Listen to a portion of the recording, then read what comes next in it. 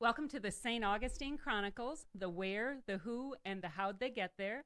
I'm Karen Zander, and I am so pleased today to have as my guest Patty Wagstaff. As you know, I don't normally do intros, but this woman needs an intro. So, Patty, I condensed. You have a lot of things I could have talked about, and correct me if there's any errors on this. You qualified for the U.S. National Aerobatic Team in 1985 and have won 3 U.S. National Aerobatic Championships, the first woman to win that competition. You were awarded the Betty Skelton First Lady of Aerobatics Award 6 times in a row. In 96, you were the top scoring U.S. pilot at the World Aerobatics Championship and also the first person to win the Charlie Hillard Trophy, awarded to the highest scoring U.S. pilot at the World Aerobatic Championships. Patty was inducted into the National Aviation Hall of Fame, the International Council of Airshows Foundation Hall of Fame, and the International Air and Space Hall of Fame.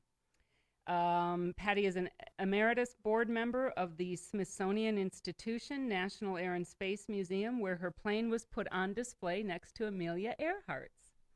And Patty trains pilots from all over the world in aerobatics, airmanship, and upset training. Upset training, that sounds a little scary to me. Has trained pilots of the Kenya Wildlife Service and still works as an airshow pilot and stunt pilots for films, among other things. You're based in St. Augustine, and you fly out of our little St. Augustine airport. Yeah, not so little anymore. It's getting bigger and bigger all the time. So tell me, I condensed, as you know, your resume is very, very long. You've accomplished so many things. Did you think at 6 or 7 years old that this would be what your life would be?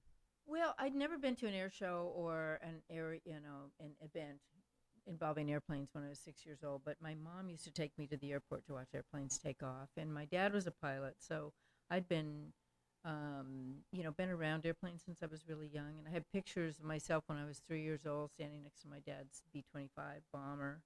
And what I really wanted to do was join the circus. And so if somebody had told me I would have combined flying and flying circus and being in the circus, I would have been very happy to hear that. So you've had a showmanship in you.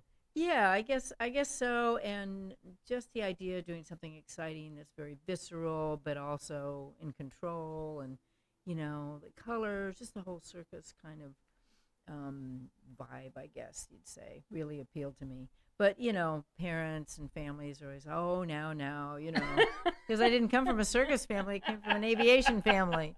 If I'd come from a circus family, I'd be doing something else. But you really do almost do a circus in the air. It is, yeah. It's a flying circus, basically. That's what they used to call them back in the 30s in the Barnstormer days. So, yeah, if somebody had said that's what you're going to do, I'm like, yeah, that would have been great. So. And where did you grow up? I grew up in California for the most part, and then we moved to Japan when I was 9 years old. So I grew up a lot in Japan. My parents were there for 10 years, and my dad flew for Japan Airlines. So, isn't Japan quite strict? Japan was a great place to grow up. Japanese love children. They're very kind to kids. It was very safe, so I had a lot of freedom. I was taking public transportation when I was 10, 11 years old, and never had a problem. It was just a very safe place. So consequently, when we were teenagers, we had a lot of freedom to go out at night. We'd take taxis and go to the movies, and as we get a little older, we'd sneak into bars, and the Japanese were very kind to us. And just never had any bad experiences with anything, things that you couldn't do here or most countries, really. So it was a wonderful place to grow up. Oh, that's so interesting. Yeah. And how long were you there? We were there 10 years, but I went off to boarding school for the last couple of years, and then my parents moved to Alaska. My dad was based. He was Japan Airlines. They based him. He went from Tokyo to Anchorage, Alaska. And he flew over the pole. That was until he retired for Japan Airlines. So by then I was out of the house, and I'd moved to Australia and lived there for a number of years with my first husband, and then went back to Alaska to visit, and then I ended up staying there for a long time. So what did you do that got you into being a stunt pilot? an aerobatic pilot? Well, first you have to learn to fly. How did you decide you were going to do that? Well, I always wanted to fly, but when I was a little kid, I told my parents I wanted to be a pilot, and they're like, "Oh, girls can't be pilots." And were there any? there weren't any at the time. I mean, there were private pilots, but not airline pilots. I wanted to be an airline pilot like my dad, um, and girls can't be astronauts, girls can't be pilots. So I became a hippie instead, which was fine. And but my sister's 9 years younger than me, and she flies for United. And So she could be a pilot. she could be a pilot. And in 9 Times years, changed. it was right at that time, like 60s, 70s, where everything changed for the better. So, and we had all these wonderful pioneers. In fact, the first woman to be an airline pilot, Emily Howell Warner, just passed away. She was older and just passed away a couple months ago, and she was the first woman airline pilot in the maybe 70-ish.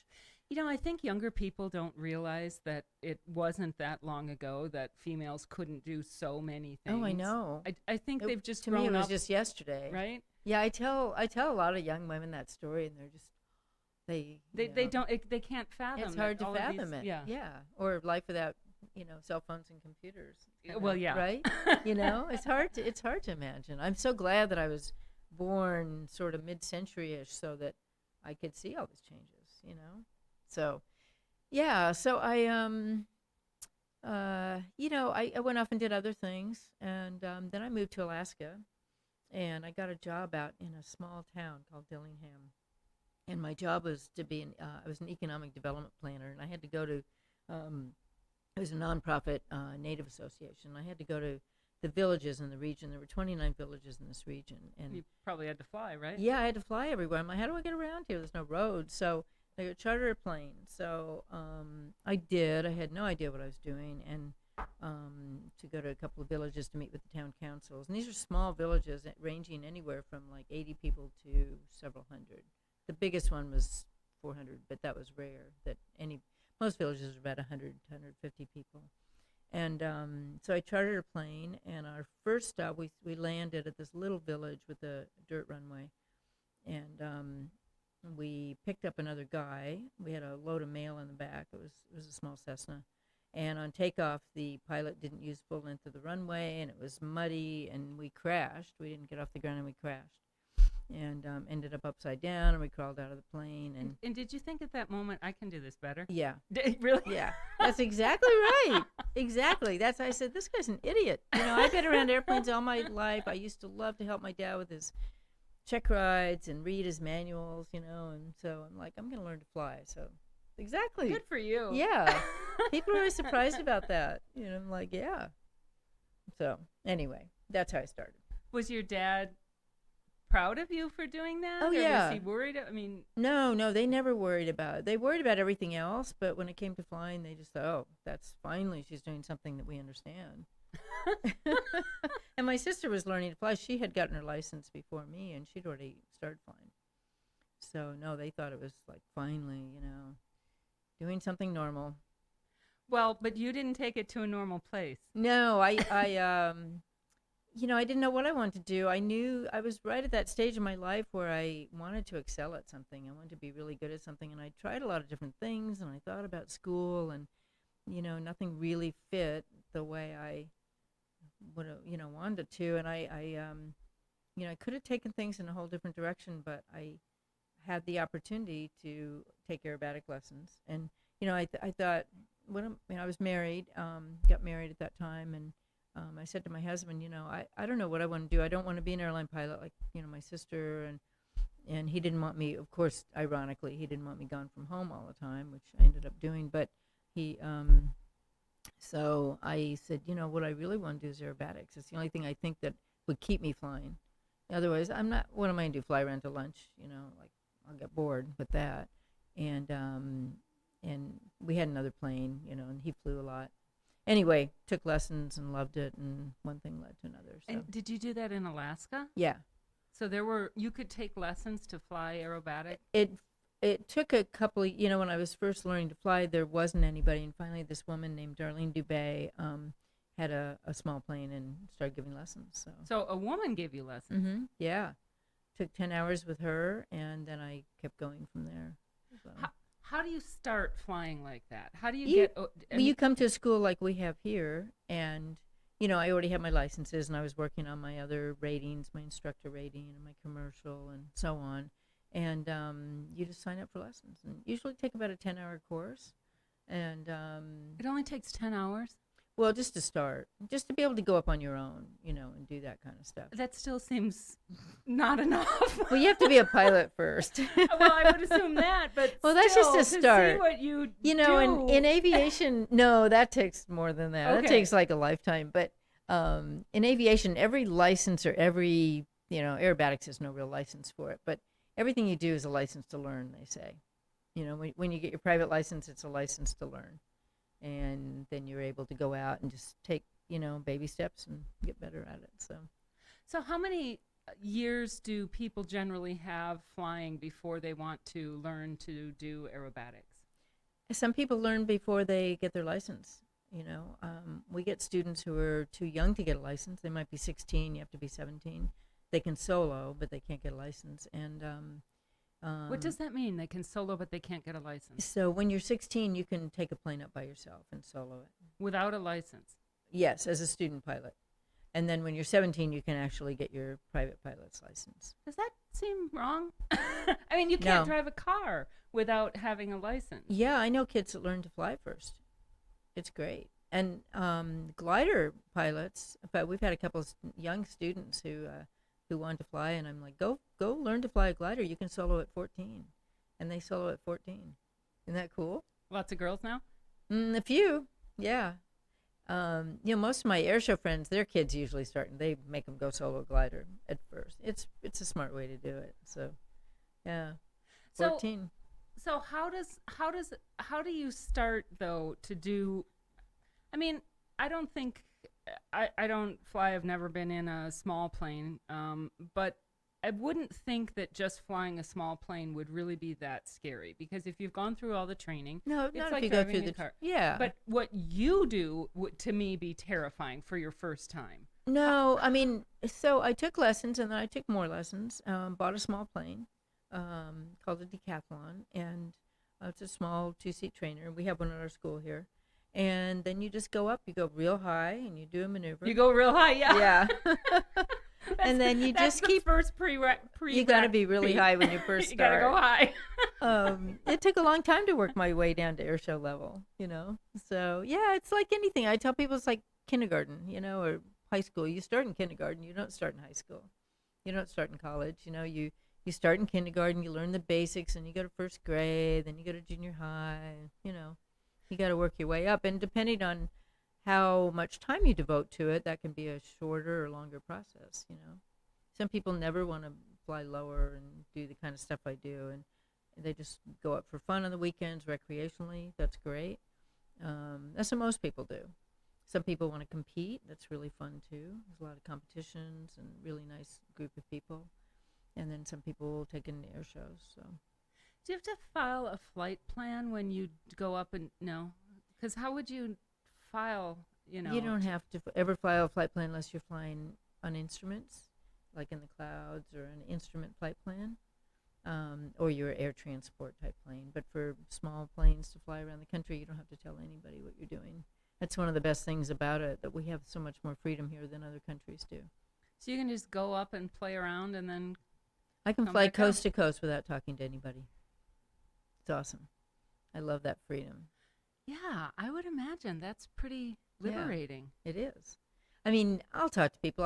If you go into an airport with a tower, you have to talk to them, or into some kind of airspace, but I don't have to do that. And I do. I mean, if I'm going into airport, I call in, and it's the right thing to do, but you don't have to. Do you prefer to fly solo, or? I like to fly solo. Yeah. Yeah. I It's would just think such a you'd great clear your feeling of mind freedom. and- Yeah. It's just beautiful up there. And, then you have to land. You're like, oh, now I got to land.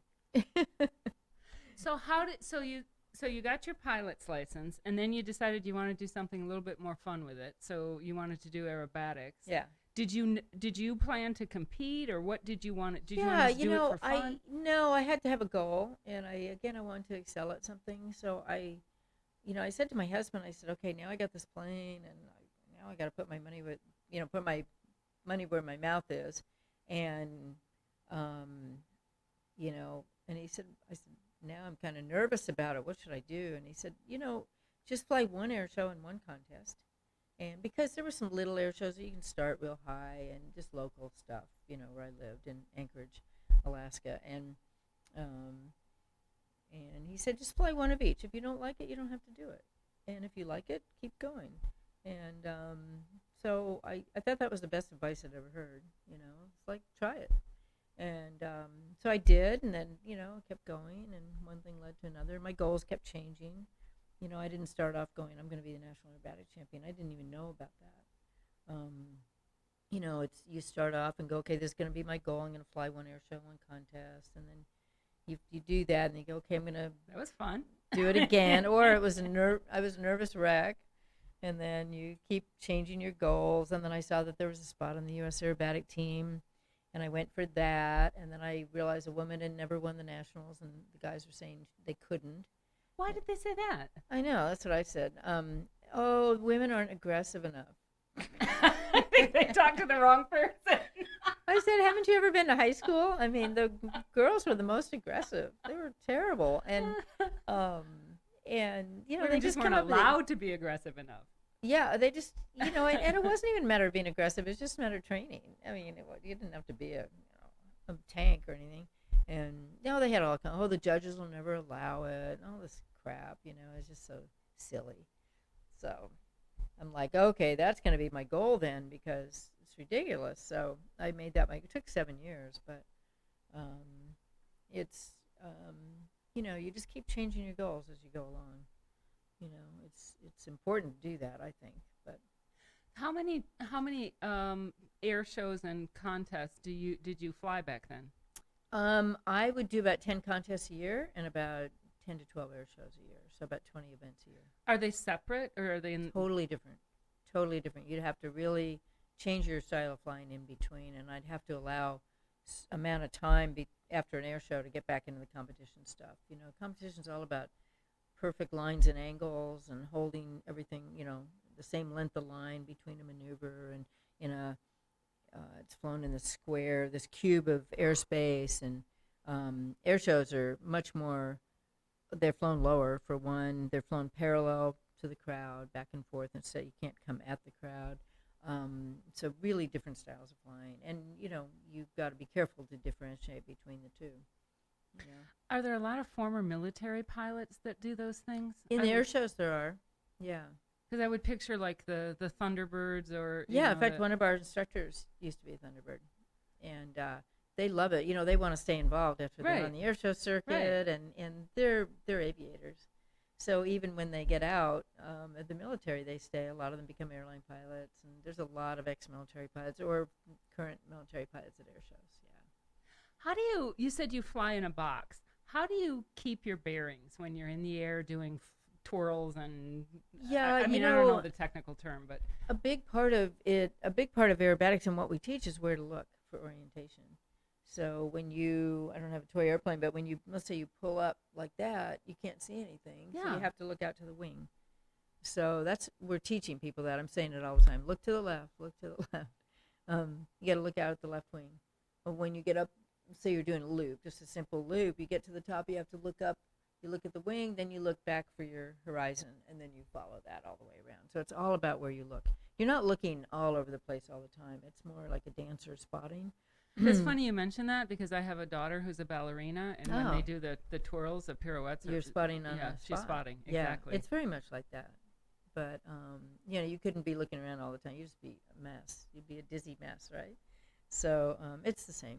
So does that keep you from getting dizzy? I guess so. It would, for sure. I mean, I don't get dizzy, but well, obviously you don't. I don't. But yeah, people do if they're not looking in the right spots, and you really have to. I tell people it's training somebody to do aerobatics is as much about knowing where to look as it is about the control inputs. It's really important.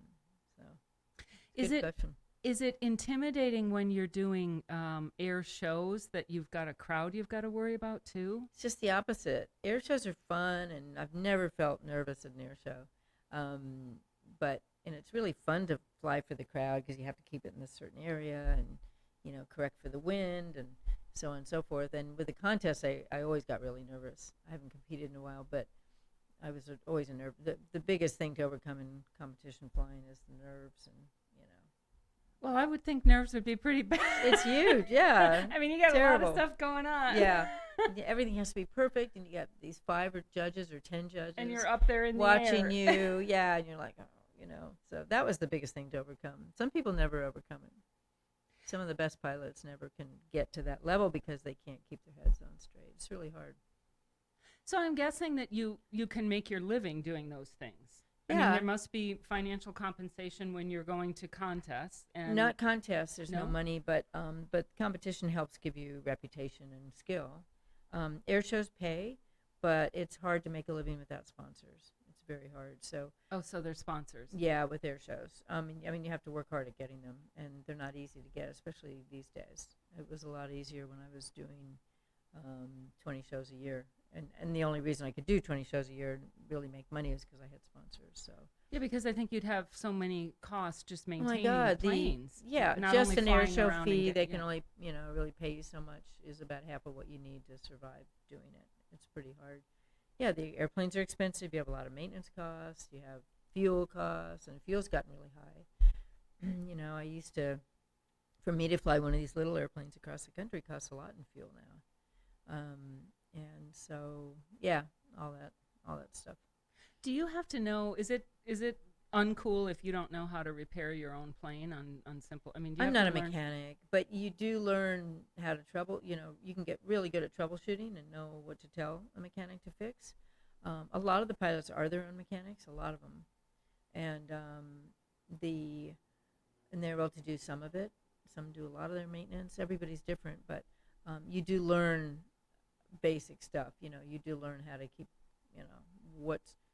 if you know what's wrong, you can, let's say it's an alternator, nothing life-threatening, but let's say you lose your alternator and you need the battery to keep your radios going and stuff like that. You can fly the airplane all day without a battery or alternator. You don't need power to fly the airplane. But if you're going to go cross country and you're going to land at a towered airport, you better have your radio. So let's say you start losing your alternator, which isn't that uncommon. You'll turn all your radios off and maybe your GPS. Maybe I can use my phone to navigate and keep the battery juice, for when you really need it. So that's kind of an example of troubleshooting. Then you get somewhere and you get it fixed. Well, you mentioned your phone, so it seems to me that in the shows, people generally fly older airplanes. Some of them, but not a lot of them are newer. You see these really cool airplanes from the military, and Biplanes, yeah. Is it different to fly those? Are they now equipped with the type of navigation and whatever? Yeah, it's amazing today. Have they retrofitted them, or yeah, it's so easy to just pop a new GPS in there. It's nothing, and then you can have an iPad with your everything on it. So you're not flying them as they were back then? No, but I mean, and you can, but if you're going to go anywhere, everybody just puts a GPS in it. And now you have to have this thing called ADS-B where they can actually identify you in the air. That's just new this year, actually. So it's you can. I can pull my phone out and I can see traffic above us and I can identify who they are, what kind of plane they are, that's on there. And do you do that often? Navigate, yeah. In your spare time? Sometimes I do. When you're bored, right? Yeah, and exactly. And so it's the technology. When I learned to fly, we didn't have GPS, we didn't have Loran. We had VORs, which are an older type of navigation, but you have to be, it's sort of line of sight, and there's VOR stations on the ground, and then the signal goes up. So if you're really low, and you're in bad weather or something like that, you couldn't get the VOR. You have to be up where you could get it. So a lot of it's following roads. The way I learned to fly was following roads, following rivers for navigation in Alaska, and then flying around the country. I'd use railroads, highways. Sometimes I'd read a water tower, sign on a water tower, see what town it was. And that's got to be so strange so to be fun. up in the air and then that's the best flying. And I really feel sorry for people learning to fly today that won't have that experience. just flying by pilotage, and maps, charts. They don't even use paper charts anymore. So then they got Loran, which was okay, but it would always sort of quit when it rained or something. It would always quit at the wrong time. And now everybody has GPS, and it's highly accurate down to like 4 feet. And student pilots, they get in the plane, the first line, they have a big glass cockpit, and they learn to fly with all that stuff. So we get these students, sometimes they learn to fly like that, and we have to cover everything up so they can look outside more and really learn to fly the airplane. Does that really that must completely throw them off? Sometimes, but they get used to it faster than you'd imagine. Usually just one flight, and they forget about it. And because they're looking outside and they're using other cues, rather than just this screen. So how many people do you think you've trained in aerobatics? Well, I don't know. That's a good question. I've been an instructor for a long time, and we started the school about 5 years ago. And we here in St. Augustine. In St. Augustine, right? Yeah, at the airport here. And before that, I started instructing a long time ago, and then I didn't do a lot. And then since 2001, I've been going to Kenya every few years. I've gone about 10 times and worked with the Kenya Wildlife Service pilots. But they can't be aerobatics. Yeah, we did have an aerobatic plane over there, a decathlon training airplane. It got wrecked eventually, but we had it there for a long time, so we trained them in aerobatics too, which really helped their safety record. Why did they need to be trained in aerobatics? So it's really, what are they? Are they looking for the animals? Or yeah, they're patrolling at low levels. It's windy. It's easy to get in trouble, and so we want them to be really well-rounded aviators and really get training how to do spins, how to recover from anything they get in trouble with, and then the aerobatics are sort of aside to that. But you're talking about upset training. That's what it's called. So let's say you get into turbulence or bad weather and you start banking. How do you recover from that? So we teach that. So it's not necessarily about aerobatics as in I'm going to show off and do all these tricks. It's aerobatics as in I need to know how to do that in order to recover from what might happen. Exactly. That's kind of what upset training is, but really basic aerobatics gives you all that too. So. And I'm wondering what they felt about a female coming in training them. Well, it was funny. One of the first years I was there was somebody interviewing them for an article about their training program, and they've totally accepted me. I don't think there's any issues at all. We have fun, and but they asked this journalist. They said, "Well, what do you think about that? This blonde woman coming in and training, and they don't have any women pilots yet. They will." That's why I'm asking. Yeah, and they said, "Well, she's not an ordinary woman." She's done all this stuff, and we know who she is, so it's different. So you had their respect out of the gate. I guess so. So we thought that was hysterical. Not an ordinary woman, but if that's what it takes, that's cool. So they knew you already. They already knew me. Yeah. And so they'd already read about me or seen me in videos or something like that. So that's got to be absolutely incredible to be in Kenya and looking at the wildlife there from a plane. Yeah, it is. It's wonderful. It's my favorite thing to do. I just never want to leave when I'm there. Yeah. And it's, you fly over the Rift Valley too, which is where we came from like a million years ago. Yeah. Right where we started. Yeah. It's really cool. You really feel it there in your DNA when you're there, It must be hard to land, to bring the plane down, to end it. It is, actually. It is. It's great. Yeah, it's hard to describe, but, flying over herds of elephants or giraffe. And of course, they're all over the runway, too. You have to be careful. They're on the runway? Oh, yeah. What do you do? How do you... You either go around or you wait for them to cross or, you don't land with them on the runway because I brought 2 new instructors. Well, they're not new, but 2 different instructors that hadn't been there before with me last time. I was there last year, and 2019. And I said, okay, and I was telling them about flying there, and they're both very experienced pilots and bush pilots and stuff. And one was the ex-Thunderbird pilot, the instructor. And I said, now when you see an animal on the runway, remember they're never alone. There's always more. They don't travel alone. If they are, there's something wrong or they're injured, they're going to, there's other animals around. There's always a family. So usually one will scout, they'll come out of the bush and and look around. And I said, just wait, because sure enough, there's like going to be 20 of them following them as soon as they cross, and they'd laugh and have pictures of a herd of zebra, or a bunch of ostrich, or whatever it was. So yeah. Do they have to be careful, the Kenyan wildlife folks? Do they have to be careful of poachers trying to get them out of the air? That's a big Or part how- of what they do. Yeah, and they do get shot at. So You say that so casually.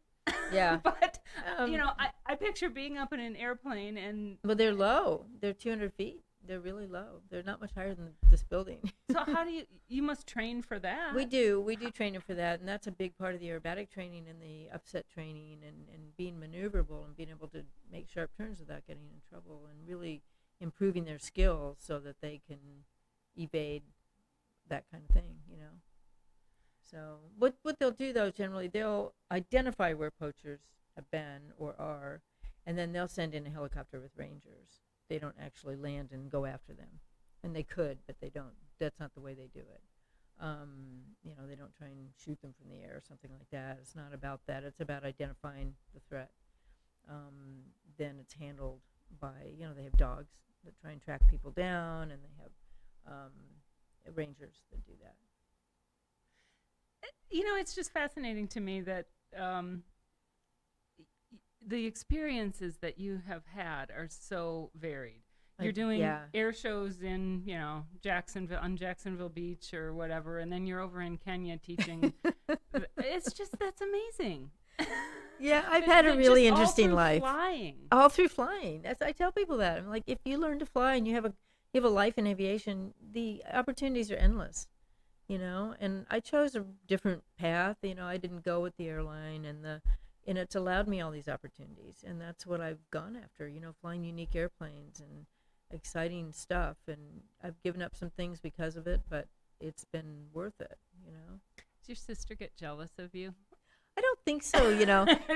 Your flying seems to be a lot more fun to me than her flying. And she's not into my kind of flying. It's funny, she always was focused, and she was like 10, years old, 10, 12. She was so focused on being an airline pilot. And I don't think she feels that way. It's funny.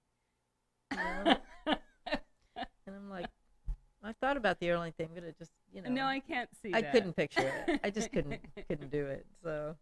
So tell me how you win an air show. What does it take to win an air show? Well, you don't win an air show. A competition. How do you win? Practice. Lots of practice. Just, you have to burn fuel. People call me and like, well, I'd like to do better. I'm like, get out and practice. Yeah, you got to ask questions. You have to go to the right people for coaching and critiquing, coaching, whatever. You have to ask the right people. You have to listen to everybody, but you can't take advice from everybody, or else you get confused. You have to find a few people whose flying you admire, want to emulate, and then get them to give you advice. Write everything down. Do pilots have styles? Very much so. I can pretty well tell who's flying by looking at somebody when I walk into an air show. Yeah. How does it differ from person to person? Well, let's say it's funny. I can really see it. I know so many of these pilots so well. They're like my brothers and sisters, and I know them. I know what their personalities are like, and I watch it, and they're flying. Like, some are really intense, and they're like, slam bam, and others are more, it's just fluid. It's hard to describe. Yeah. But it really shines through. Do they have signature tricks, moves, oh, yeah, whatever? Yeah. Or, and everybody does it differently. Some people, they take off and they go right into a maneuver. Some people dive in. Some people's maneuvers never vary because that's what they need head-wise. Others vary every single show to a point. So I picture it sort of like snowboarding pipe competitions on the Olympics, where they have, there's these certain snowboarders who have these signature moves, and they're going to do them. Yeah. And then there are others who just land everything, and they try not to, add too much mistakes. And then there are some who try something that nobody's ever tried before. Yeah. Is that still happening? Yeah, it's the same with aerobatics. That there are still things that nobody's ever tried before? That's a hard one. It's more, there are some things you can, you could probably do that haven't been done, but it's a matter of horsepower and power to weight ratio in the airplanes.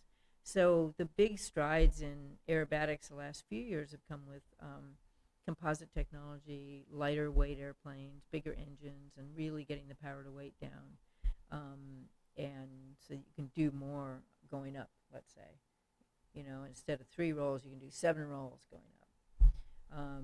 And it's where the real creative part comes in is actually sometimes slowing the airplane down, doing things at slower speed, and combining maneuvers in a way that hadn't been done before.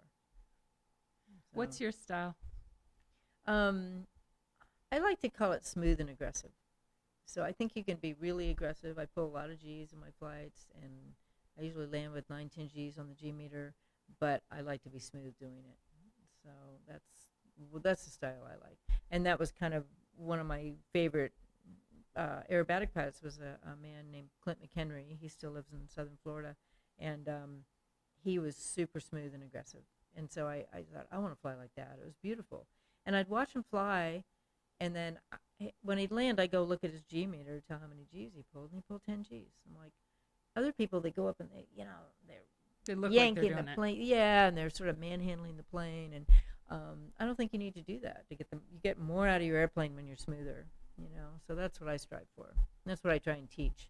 I get pilots, they come in and they're like trying to show me how they really. And I'm like, don't do that. I was just going to ask you if you you know. have to, if part of what you do when you train pilots is to tamp down their egos. Yeah, it's generally the ego isn't too. I have enough kind of cred, or street cred. Oh, I'm sure you do. that they're pretty humble, but they still, the ego is it's a big deterrent in learning, right? So I have that the Suzuki Roshi Suzuki a sticker in our bathroom at the school. It says, in the beginner's mind, the possibilities are endless. In the expert's mind, they're few. And if I see them really struggling, they come in, they beat themselves up because they're not doing it perfectly. I'm like, well, you're just starting. And I'm like, take the ego, get rid of it. There's no room for that here. What makes you think you're going to do anything perfectly? And just be a beginner. And so they struggle with that. Some of the type A guys especially. Is it guys that struggle? Do you train a lot of females? We do train quite a few women, yeah. And sometimes the women cool. will come to us because we're female-owned school, It's usually the guys. Sometimes the women are their own worst critic. They're very critical. Yeah, of but themselves. that's females. That's females too. Yeah, men are a little different in that. They're the type A. Damn it, I Yeah. can do this. And the women are like, oh, I can't believe I skinned. Yeah. I know. That's the way I am too. So that's our issue. We all struggle with as I females, know. right? We're So you have to talk more through that. self-critical. So we have to be. I was talking to our chief instructor the other day, and it's mostly he and I. They're pretty full time, and then we have other instructors. And I said, God, we always discuss the students because we're both flying with them a lot of the times. We are. And I'm like, yeah, their ego's still in the cockpit, or I'm like, Alan, we have to be psychologists, we have to be life coaches, we have to be nutritional coaches. You have to be all that when you're a teacher, or an instructor. So you brought up nutrition. I would think that pulling all those G's, it's like a Formula One driver. They've got to be in really good shape. Yeah, I would think you have to be in very good shape to do what you do. You should be. I mean, some of the pilots aren't in as good shape as they need to be. And what does that mean then when they do it? Formula One drivers, they have to have stamina. They're in those cars for hours. I've done a little bit of racing. It's exhausting. Oh, you've done that too? Just for fun. just for fun. Just a little bit. That's but I've experienced it do. where you're on a track for an hour and you're just like, Yeah. But they lose all that weight. Yeah, that's great, but you're just exhausted. But the aerobatics is quick. Our routines are 10, 12 minutes. But you've got to be so strong in order to combat those G-forces. You have to be. It makes you strong. You get upper arm strength and your feet, and your legs, and stuff. But I think the really top airshow pilots that you see are in really good shape. Absolutely. And it's probably also just the discipline. It is. If you're disciplined enough to be that good, if you're going to be an athlete, you got to be an athlete all the way around. I mean, and people have, they ride bikes a lot or they do other stuff. But yeah, so definitely they're overall athletes, the really top people. Um, but sometimes, we get students that aren't in good shape and they beat themselves up, and we're like, well, if you want to be good at this, you have to Work harder. lose 50 pounds. You can't really always tell them that, but yeah, you have to. This is hard, Plus, you should be in shape, right? So, how did you form the school here in St. Augustine? What brought you here to St. Augustine? I moved here quite a long time ago, actually, in 1999, and to the area in 97. I was living in Tucson. I'd gotten a divorce and didn't want to be there full time. So I had been coming here since 1993 to pick up airplanes. The dealer for the airplane that I fly is here. It used to be called Aerosport. And a lot of the old timers here know of Aerosport and a guy named Jim Moser who ran the FBO out here at the terminal. And so he brought the extras here, and that's how I started coming here. And I always thought, wow, I loved it here. Like everybody does, you fall in love with it. Yeah, it's an easy place to love. Yeah, just the beauty and the beach. I wanted to be near the ocean, and I'm a beach person. So I moved. And when I got here, I wanted to have an office at the airport. I couldn't find one, so I moved to Fernandina for about a year and realized I needed to be here instead. So moved down, and yeah. So I didn't want to do as many shows, and I was doing some other things. I went and got a job in California flying fires, being a fire pilot, aerial firefighter, whatever. And then I had the school been on my mind a long time, and everybody's always saying, well, when are you going to start a school? I'm like, I don't know about a school. It seems like there's no money in it. It's going to be really hard. I don't know if I want to do that. And just everything fell into place all at once. I was over at the airport one day, and there's this beautiful empty office in a hangar at Southeast Aero, where we're based. They're the extra dealer. So I know everybody that's coming through there, all the pilots. It's really fun. And people picking up their planes or dropping them off for maintenance or whatever. And at the same time, a friend of mine called me and said, I've got this plane. I'll probably sell it, but why don't you take it and use it for a school and start a school? I'm like, okay. And then I had a student from Italy, actually, who was like, I really want to come train with you. And it was like all three things at once. So I went and talked to the Southeast Aero and said, I want to lease the school. I said, I don't know how it's going to go. I'll bring a plane in, I'll bring some students in, and we'll take it from there. I don't know what the whole I don't know what, I know how to start it. I don't know where it's going to go, but I'm not worried about it, so started it anyway. Sometimes you can't be afraid to jump in, right? Like, well, obviously you're not. Yeah. I mean, what's the worst thing that could have happened? It didn't work, and I tried something else. It's not like a failure. But I have to think, with the reputation that you have in that world, that you've kind of put St. Augustine on the map, because you're a big deal in it was world. Kind of in the, yeah, but it was on the map before that as a aerobatic center. That's why I came here. If you're going to do this, if you're going to be a full-time airshow pilot or aerobatic pilot, you have to be around other airshow people. You can't do it in a vacuum. And I really came to that conclusion before I moved here. And I've seen other people try and do that, and they're all alone, and there's nobody to help them or critique them or watch them. And, if you start doing something dangerous, is somebody going to say something? Not when you're on your own, So I think it's important, if you're going to do this full-time, to be around, be close to the scene, And this has been a long time because of Jim Moser and his dad back in the 60s. I never met his dad. His dad's name is Ernie Moser. They're pretty famous here, and famous family. And he started the aerobatic scene here, and he had a little flying circus on the weekends, and they'd go off and do air shows, and that's how Jim Moser started, with his dad as a kid. So it'd been a famous aerobatic scene, one of the few in the country, for years. I didn't know that. Yeah. And we have a box where we can practice here. It's off the side of the airport over the water, and we can fly low and, practice for air shows. So that was here. So it was already set up. So there are other aerobatic pilots Yeah. here. Yeah. Are and they based here, or do they just come in? Sometimes they come in, sometimes they're based here. And and we brought a couple of people in that have moved here from other towns. They're like, I want to live here and do aerobatics every day, So So they we've had a couple of students move here, which is cool, you know. So Fun for you, I'm sure. yeah, totally fun. So we want to have a fun scene, you know. Right. So yeah, so it's been really fun. People are like, "How do you like the school?" I'm like, "Well, I like it way more than I ever expected because it's just been so rewarding to see people become better pilots and enjoy flying more. And you know, most of them don't go and get into aerobatics full time. They just want to be better pilots or experience it, see if they like it. And some of them get really hooked, and they're all just great people that you want to hang out with. You know, like almost all of our students are people you want to be friends with.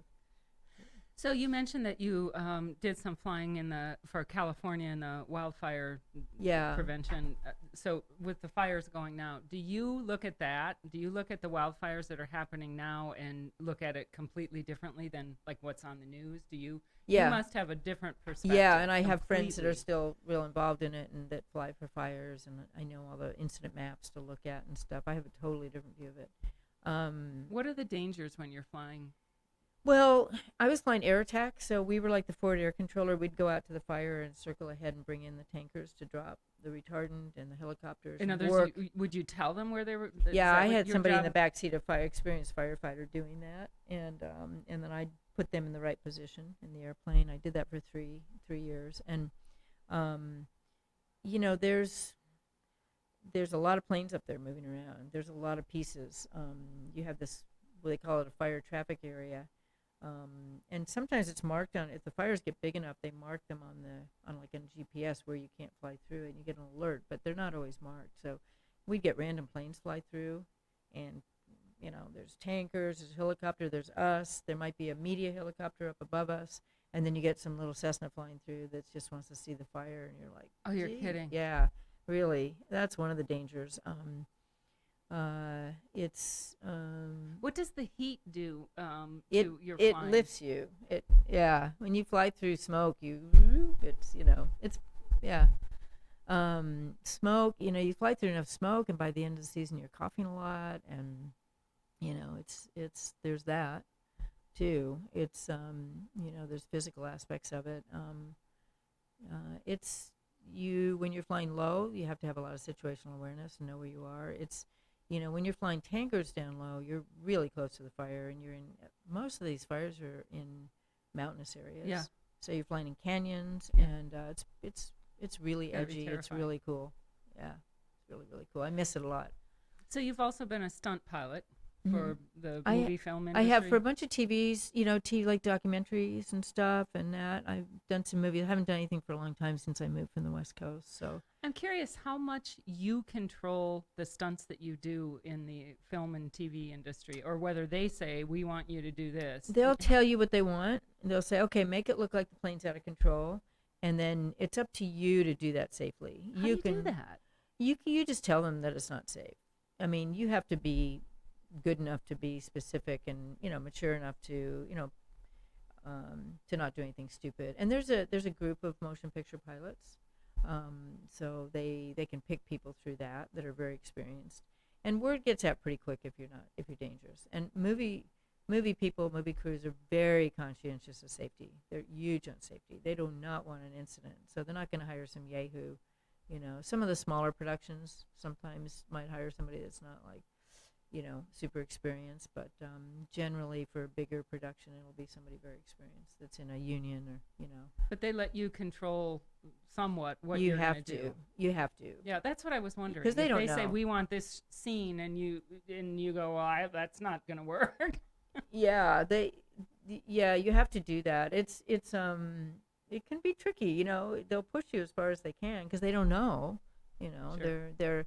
But on a bigger operation, you'll have an aerial coordinator, and they'll be experienced enough to tell be the interface between the director and the pilot to say, they can't do that, or they can do this. You know, on a smaller, like a commercial, you won't necessarily have an aerial coordinator. You might, and they'll, you know, it can be edgy though. You'll push it because you want to, and you want to get the shot, and you know, and you want it to look good. So, you know, they'll have you flying down through canyons, and windy roads and rolling really low over a car and doing all this stuff. It's super fun, and then peeling off into a canyon, and it's awesome flying. But you got to be really experienced, right?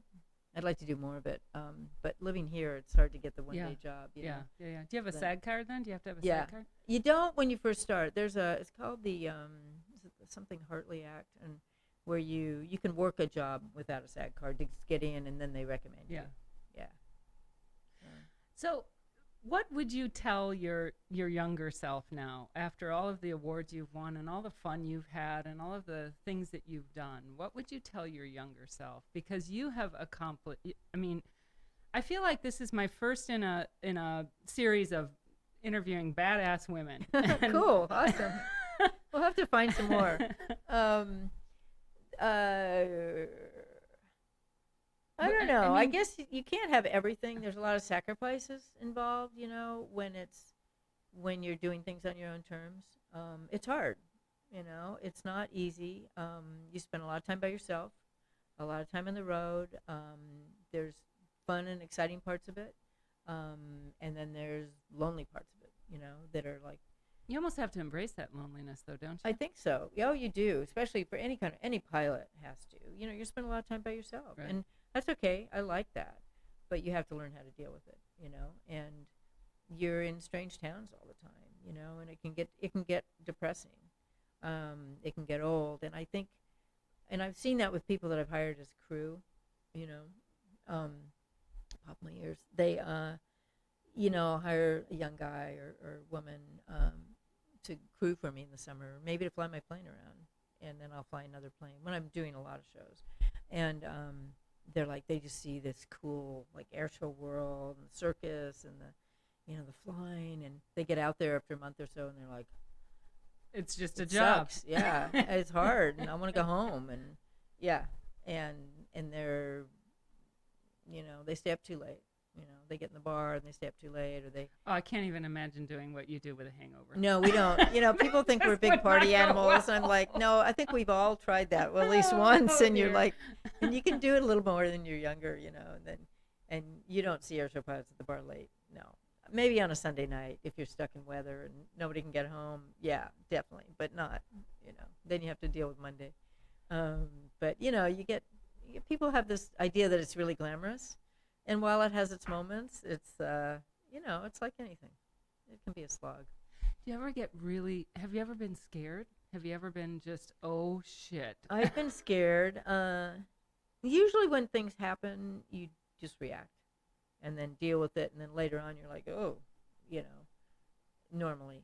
But the times when I've been the most scared of flying in bad weather, we don't have instruments in these little aerobatic planes. You can't fly in the clouds. So you have to stay under it and around weather, and you get down there and you're like, oh, you got to have an out. You got to have an airport to go to or a light spot in the sky to fly to, and you have to have an out. And sometimes it kind of catches you a little bit. So I have a friend who's a very, very well-known heart transplant surgeon, and I asked him one time, like, how do you do it? How do you you must have nerves of steel. Yeah. And he said, Karen, it's training. It's my job. Like, I've done it. I've practiced. I've done it so many times that it's just a job. And I said, but what about when things go wrong? And he said, then I know the next step when things go wrong. It's all training, just like aviation. Yeah. Yeah. That kind of reminds me of what you just said. It is. I I mean, I guess anything like that is. Because I can't imagine being up in an airplane and having something go wrong and thinking, oh, shit, I'm going down. Well, you do train for that right from the beginning. And airplanes don't drop out of the sky. They still fly. A friend of mine, I got a call the other day. He was flying by Jacksonville, had an engine failure in a Bonanza, small 6-seat airplane. Now, the guy's a very accomplished pilot, full-time, test pilot and everything. And he glided to Jacksonville International. Had to get through the clouds even, no engine, and landed safely, walked away, gave me a call. So they don't drop out of the sky if you're prepared. So when it doesn't happen very often though, engine failures like that. So when things happen, like I'm thinking of JFK, how he crashed his airplane. Is that really that the pilots just aren't experienced enough for the conditions that they've found themselves in? Yeah, he was in a they called it VFR, but visual flight rules where you could see, but that area of the country, when it's VFR, it can be really hazy, and it's almost like instrument flight rules where you really have to be on your instruments. And he got caught. It was kind of an insidious thing, and he got caught up in that. And he didn't have his instrument rating yet, and pretty sophisticated airplane, and got into this spiral turn, and it's a very dangerous situation, and it's gotten a lot of people. And so at least, his accident maybe brought some awareness, Yeah, that you got to really slow down and know what you're doing, and Yeah, take you your have to time roll learning. you can't keep trying to recover like that. You have to roll the wings level first, or else you're going to tighten up the turn. And they call it a graveyard spiral, right? So we train people on that. It's one of the things we do here is, there's a difference between this and that, and this is a spiral, and how do you recover from that? So I have a question for you. When I did your bio here, your introduction, I mentioned that your plane was put on display next to Amelia Earhart's at the Smithsonian. Yeah. What do you think happened to Amelia Earhart? I think she didn't take her trailing antenna with her from Lae, New Guinea. What is that? That's a really long antenna that would have given her much better radio range. Okay. So we know she didn't take that? Yeah, I think she was exhausted. If you see pictures of her and videos from Lae, she was just, she'd lost a ton of weight. I don't think her navigator was a big help supporting her on the ground. I'm not sure, but I didn't get that. I don't get that impression. Just my opinion on that. And if you look at her, she looks really drawn, really tired, and she had this huge, long part of her, the longest part of her journey to go, and took everything she could out of the plane to save weight, so she could get more fuel in it to give herself more options. And one of the things she forgot didn't bring was her trailing antenna, which didn't weigh a lot, but that would have given her better radio range, and she would have been able to hear the howland that was calling her. And I think that was her fatal mistake. So you think she went down and... Oh, yeah. I don't think they'll ever find any of that stuff. You think she survived it? Mm-mm. It's funny how people are still fascinated with that, though. Totally isn't it? fascinated. And then you have a couple of people that are, they go on these missions, and they... Yeah. Which we kind of think are hokum, but I shouldn't say that. But, they raise a lot of money and take, Yeah. But they... when you go in the ocean, in the Pacific Ocean, it's super deep, and who knows? Maybe they'll find a piece of something someday washed up on a beach. It's possible. Do you think maybe she pushed herself so hard because she was a female? I think that was probably part of it, yeah. And I think her husband pushed her really hard, too. He was the promotional guy, and I think he pushed her. I think that's probably pretty typical in those situations. So, yeah, I think there was a lot going against her there, and she couldn't afford to make mistakes, and she did make that mistake. So when you retire from Airshows, are you going to drive race cars? I would love to. I'm sure. Speaking of that, I was in the Social magazine recently, Mm-hmm. and there was a woman in there whose name, Indian background, whose name Karpana, but she's in there. She would be a great person to interview, I think. Oh, I'm going to check that out. Thank and you. I'll try and I can send you her. Yeah, I her would name. love that. I friended her on Facebook, but I don't know her. I haven't met her. There's a couple of women in there that are racing cars, so badass women. Yeah. That's I've thought about that, Pete. So hang on, it's coming. He's pretty cool. He'll handle it all right. You love it. You love it. What do you mean? Handle it. Love it. Well, thank you so much for coming. Thank you for in. having me. It's been fun. I didn't know what we were going to talk about. Well, it's all about. We tried to work you in for a while, and your schedule's so busy. So I appreciate you taking the time to come in. Thank you. I've been so excited to interview you because, I came from that era where when I grew up, I remember when I was in 7th grade, I think, and that was the first time that girls could play sports, organized sports on a team in school, and Yeah, we didn't have that either. Yeah, I remember how different it was for females. So I really appreciate females who've said, "Oh yeah, Yeah, watch right. this." It's because there's no difference in how we feel about things, about doing stuff. Right, but today's it's good for younger them to females know. don't- It's they don't really realize good it. for young women to know. And so I own a real estate brokerage, and when we show like the condos in Ocean Grand in Serenata, and they face the marsh, we often get the listing agents who will say, almost consistently, they'll say, now, if you buy this unit and you're looking here, you're going to see Patty Wagstaff really? when she's training. Oh, Your how name funny. comes up all Does it really? the time. That They is talk so about funny. any of those houses along the marsh Yeah. that have views over the marsh. Yeah, we They fly talk about pretty. We can fly fairly, not right next to it, but close. without fail. They'll talk They about the do. marsh views, but then they'll say, and you'll see Patty Wagstaff That's flying. good because we don't want noise complaints. We want people to enjoy it. No. Your name becomes a selling point So for those I'm in properties. trouble if it's somebody else up there.